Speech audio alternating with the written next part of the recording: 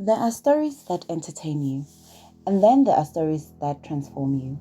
The Covenant of Water by Abraham Verghese is one of those rare novels that doesn't just stay in your mind, it settles in your soul. If you love stories that are sweeping, emotional, and deeply human, stories that make you feel, this book will stay with you long after the last page.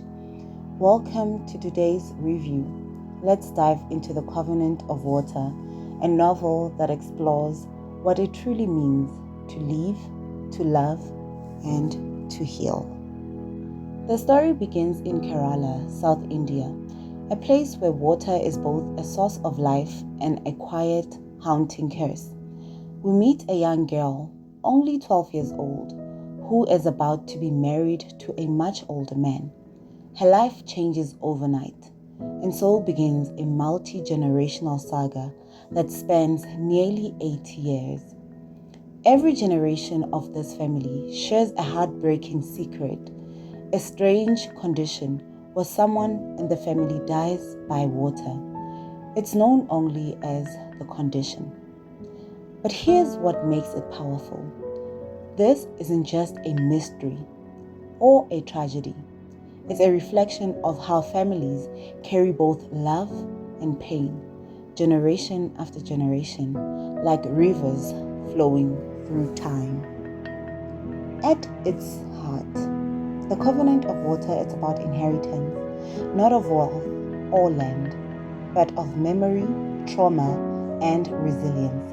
It's about how love can survive through loss, how faith can survive through doubt, and how even when water takes something away, life keeps finding a way to begin again.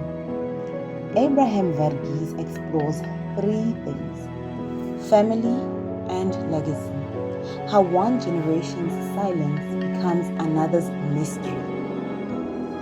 Family and science. Abraham is a doctor, so his writing about illness and healing is deeply human. Colonial and post-colonial India, how history shapes private lives in quiet, unseen ways. There's a moment in the book where a character says, "Water connects us all, the living and the dead." That line alone captures the essence of this novel. The beauty of Verki's writing is how real his characters feel. They are flawed, tender, and painfully human. There's Big Amachi, the matriarch, wise and strong, who carries the family's story in her heart.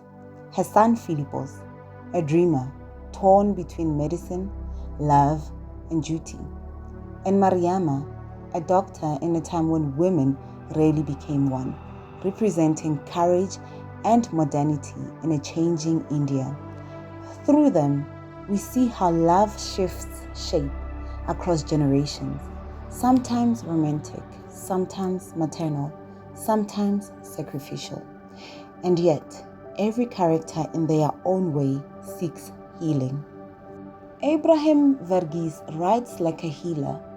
You can feel his medical background in every sentence, not just in the details, but in the compassion. His prose has rhythm, lyrical yet precise. He never rushes you. Each chapter feels like a breath, a heartbeat, a moment to pause and reflect. Reading The Covenant of Water feels like being gently guided through a long memory, tender, painful, but ultimately redemptive. If you love cutting for stone, you'll recognize his voice immediately, the empathy, the care, the intricate understanding of the human condition. The novel doesn't just tell a family story, it tells India's story. From British rule to independence to the modern era, we witness how the tides of history affect ordinary lives. We see faith meeting modernity, tradition clashing with science, and love surviving amidst change. Water becomes both symbol and mirror of rebirth, of continuity, of cleansing. And through it all, Verghese asks a quiet question. What does it mean to be healed, not just in body, but in spirit? Let's be honest, The Covenant of Water isn't a light read. It's over 700 pages long, and it takes its time. But that's also its magic. This isn't a book you rush through. It's a book you live with. You read a few chapters, sit quietly, think. You feel the weight of the story, the passing of time, the ache of loss, and the beauty of survival. And when you close it, you don't just remember the plot, you remember the feeling.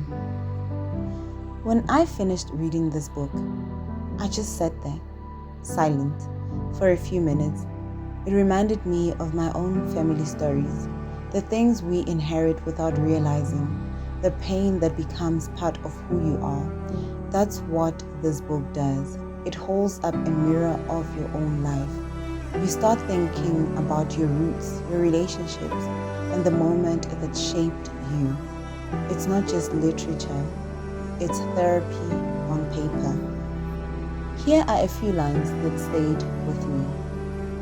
In the end, the water always returns to the sea. Every act of healing begins with listening.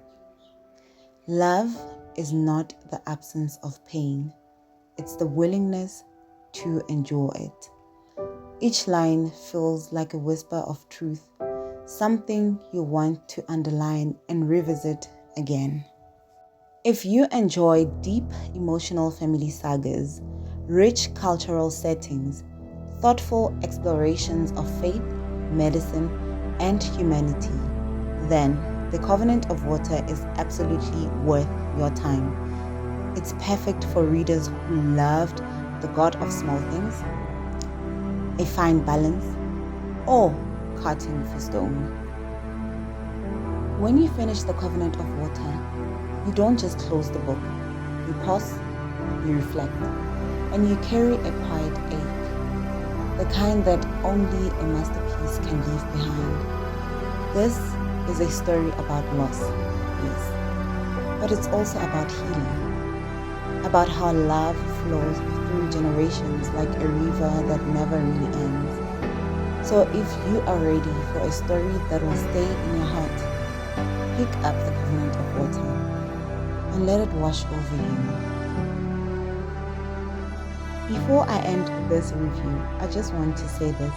The Covenant of Water isn't just one of the best books I've read in years.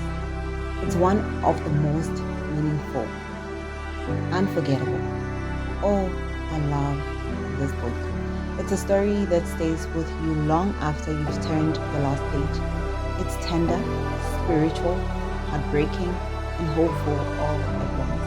And the beauty of it is that it speaks differently to everyone who reads it.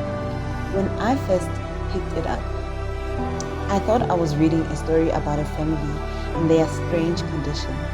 But somewhere along the way, it became a story about me, about my own roots, my own questions about love, loss, and what it means to heal. Every time I recommend it to someone, I would say, just give it a chance. It will move you. And you know what? Every single person who read it came back to tell me the same thing. They loved it. They were transformed. They felt something shift inside them. That is rare. That's what makes this book special. It's not just great writing, it's great living. It reminds you to slow down, to notice the world around you, to cherish your people, to forgive, and to keep going even when life feels heavy. So yes, I absolutely recommend The Covenant of Water to anyone looking for a powerful, beautiful, and unforgettable read. Whether you are a fan of epic family stories, poetic prose, or books that simply make you feel human again, this one deserves a place on your shelf and in your heart. Thank you for watching. If this review resonated with you, hit like, subscribe for more thoughtful reads, and share your favorite moment from the book in the comments below. Until next time, keep reading, keep feeling, and let stories heal you. Bye. See you on the next one.